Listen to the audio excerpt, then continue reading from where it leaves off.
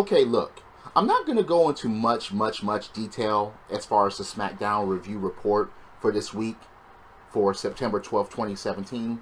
But look, okay, I'm just going to point out the highlights of the show. Now, this show basically had 3 title matches because it was in good old Sin City. And those results, the results of those were kind of the results that made sense. But one result, I was just like, fuck, why did they have to do this again? But, okay, look. Kevin Owens starts off the show. And he comes out saying that, yeah, he's going to sue, take over, make changes to WWE. Sami Zayn, fired. Fashion Files, gone. Next thing you know, here comes the money. The fucking music hits. And Kevin Owens is like, no.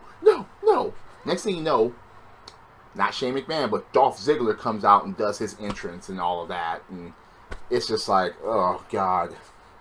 It's funny how Dolph Ziggler is making fun of gimmicks, but that's his gimmick now. So, after all of that is done, Kevin Owens is still going on and on and on about his tirade, about him, it's going to be the Kevin Owens show.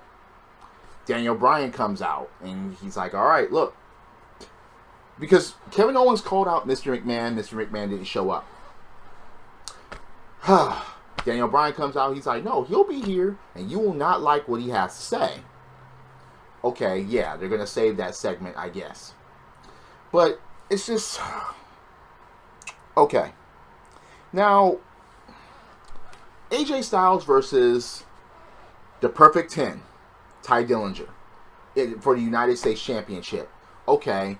This match should have went on with 0 Baron Corbin involvement. That should have been, it should have been a straight out one-on-one match. It would have made it better with Corbin not showing up. But him showing up, getting on an apron and getting a phenomenal forearm, and Ty Dillinger rolling up Styles and almost winning the match, okay, it added some things to it, but I still didn't like the fact that Baron Corbin came out and interfered. I just didn't like that.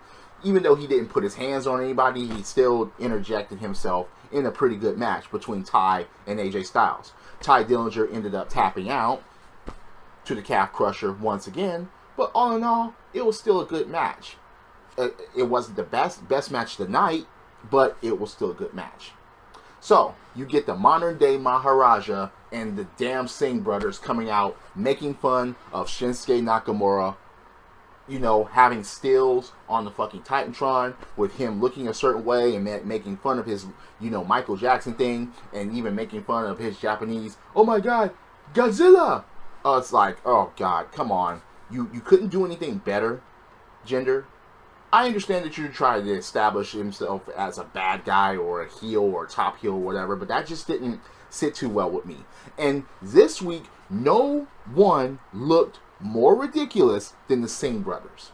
The Singh brothers rolling around and laughing in the ring, they just look so fucking ridiculous that it's just... I was just like, in this, please. In this segment. The only thing that was good about the segment was Jinder Mahal's entrance. Other than that, and then you saw no Nakamura. And it's like, God, why the fuck didn't you have Nakamura come out, beat all their asses, and... So, no Nakamura this week. Okay. Alright, fine. Then, alright. Another championship title match. The tag team championship match was basically a wash, rinse, repeat from SummerSlam, because the match almost went to the same degree, from beginning to mid to climax to end. But this was the match of the fucking night. It got the crowd involved. The emotional tension was there. This was a street fight, so a lot of things were going on. Fine. I like this match. This tag team match for this championship did way better than the 8-man tag team match on Raw at the end of their show. And this didn't even close the fucking show. SmackDown did it right as far as opening, mid, matches, and closing. Raw fucked that up completely. But SmackDown got it right this week. Especially, okay, the only thing wrong that happened in this match is that the New Day are once again tag team champions. The reason I say that is because, once again, it's hot potatoing the fucking belts. I hate hot potatoing the titles. The main reason why I hate that is because it devalues the championship. No matter what it is, hot potatoing it, it's just garbage.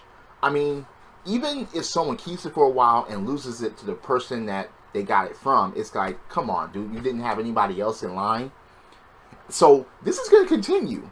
This hot potato, okay, what's next? A Hell in a Cell match between these two tag teams?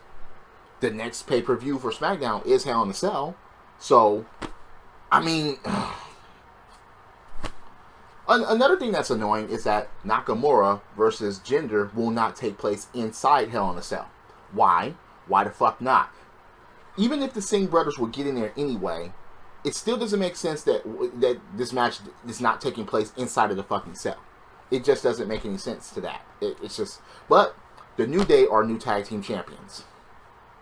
Now, okay, look. Yes, Rusev said that he went home to Bulgaria and no one would talk to him, no one respects him because he lost to Randy Orton in like 9 seconds or whatever. And it's just like, look, Rusev, we haven't believed in you ever since you coughed up the United States Championship first to John Cena and then to fucking Roman Reigns. The thing about Rusev's push back then is that he was running through the whole fucking roster and he went through the roadblocks and he hasn't recovered from those roadblocks ever since.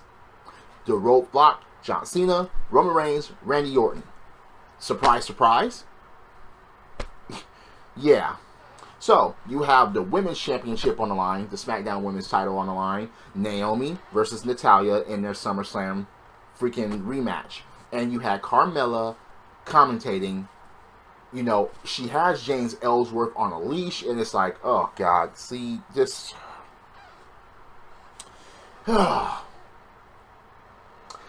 Okay, there was a little bit of an interference, but it basically happened outside of the ring, so there was no cash in, thank goodness.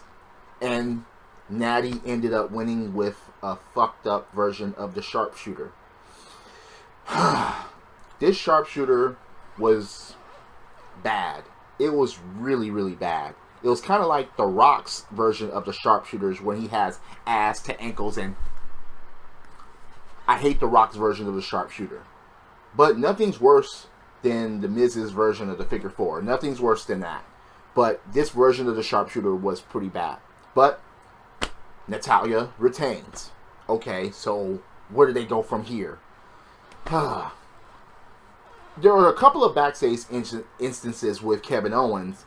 Okay, he approached Aiden English as far as singing the Kevin Owens show, and he approached Sami Zayn as far as, you know, once I take over, yeah, I'm just going to be straight up. You're not going to be here anymore. You're going to be fired and stuff like that. And Sami Zayn was like, look, I'd rather work, so, you know, than work with you.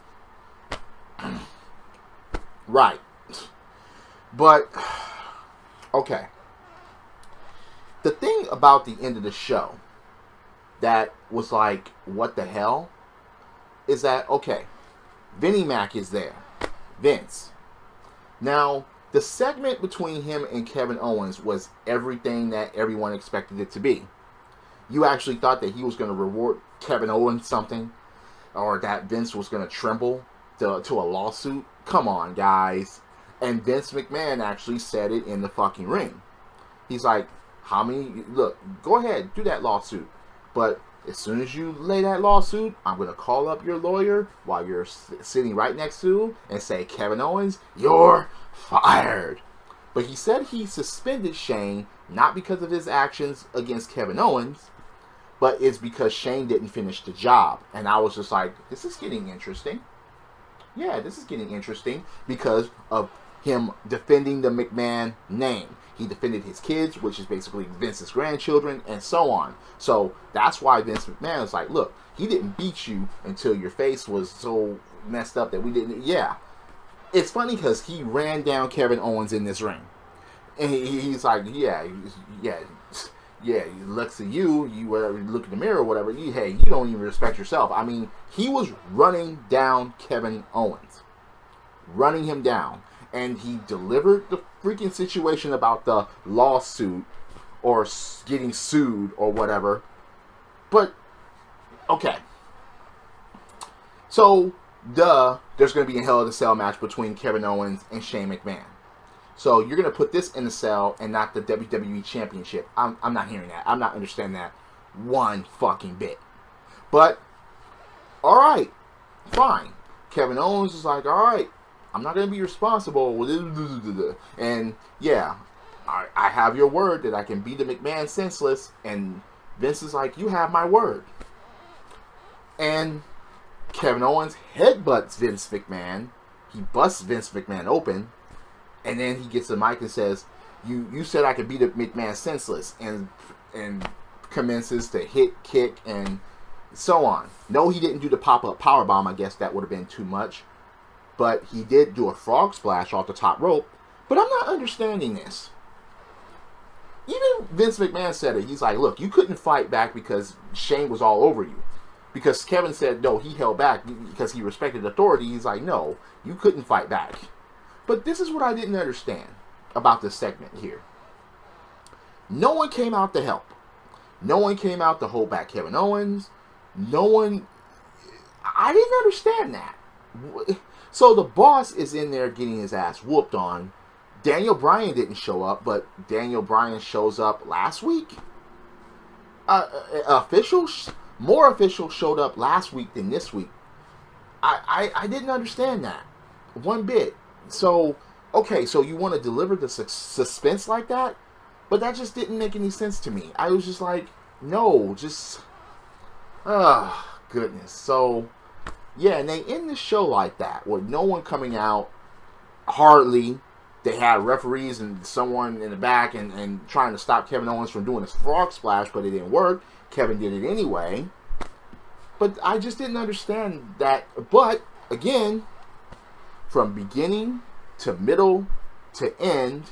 Oh, yeah, and some comedy acts about Dolph Ziggler making fun of certain wrestlers again. He did Bayley's entrance, and he did the Ultimate Warrior's entrance, and once again, Dolph Ziggler was like, yeah, anyone can do what they do, you know, those intros or whatever, but no one can do what I do in the ring. And I'm just like, look, we can't take you seriously, Dolph Ziggler, because once again, you lost to the motherfucking Miz. After putting your career on the line to get the Intercontinental Championship, you caught that motherfucker back up to the Miz. Again, we can't fucking take you seriously. We can't even fucking take you seriously as a heel because you haven't done anything as far as being a dominant heel. You haven't done anything as far as being a threat as a heel.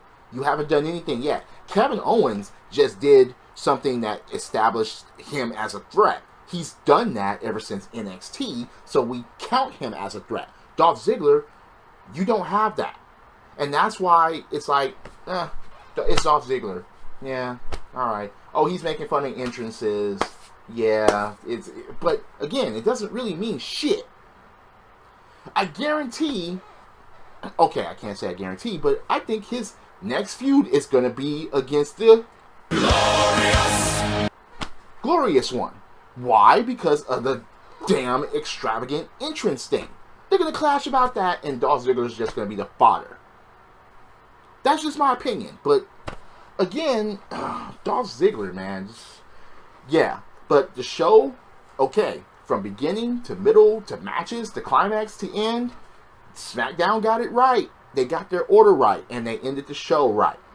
I just didn't understand why there wasn't more separation between Kevin Owens and him beating down Vince McMahon.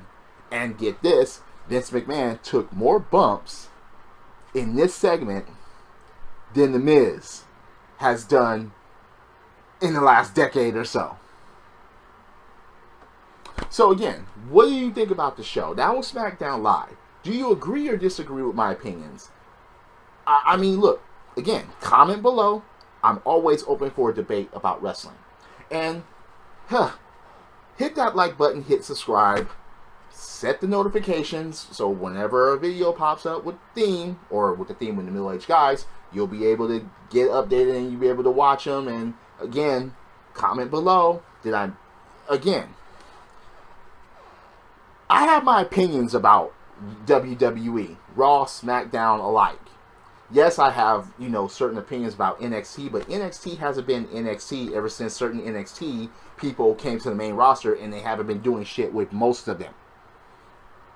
I mean, and then there's the Mae Young Classic. I mean, are any of those women going to come to Raw and SmackDown? Because they need to.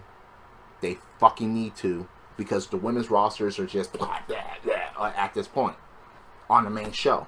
You know, it's just, And what's going to happen with the women's NXT championship? Who's actually going to get that next?